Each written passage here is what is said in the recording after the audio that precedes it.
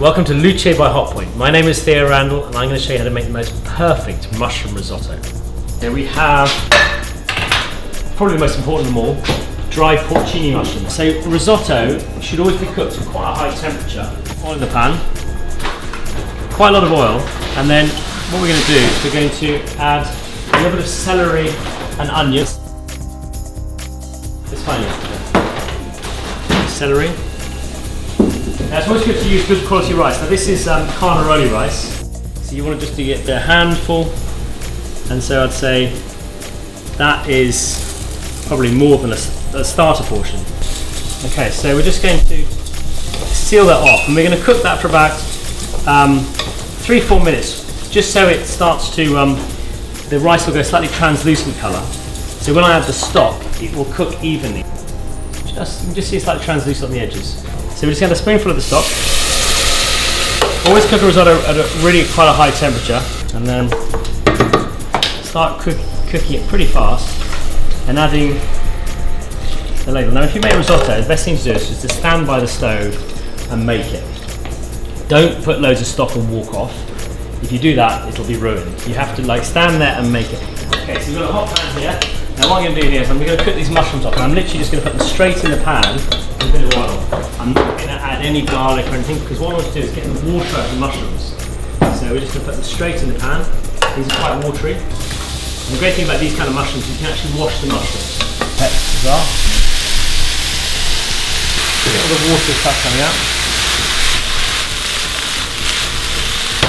Now you can make this risotto with any other mushroom, but just make sure you use the porcini. It's very important you've got the porcini in there. It's pretty watery, yeah? So we'll get rid of all that. So we'll just pull that into there.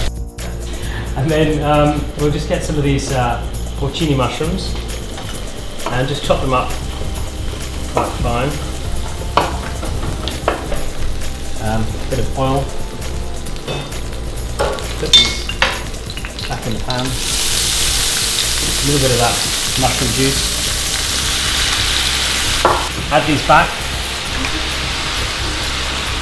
Bit of seasoning. The rice is getting puffing up, but it's still the same shape.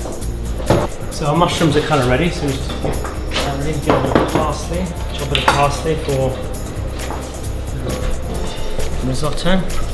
Some butter and some parmesan. And the butter and the parmesan is the kind of seasoning right at the very end. It's the last little bit. And then just nice high heat. And then we're going to add some mushrooms. So just these mushrooms are quite sort of chunky, so I'm just going to chop some off a bit. A few too many. Just chop them up.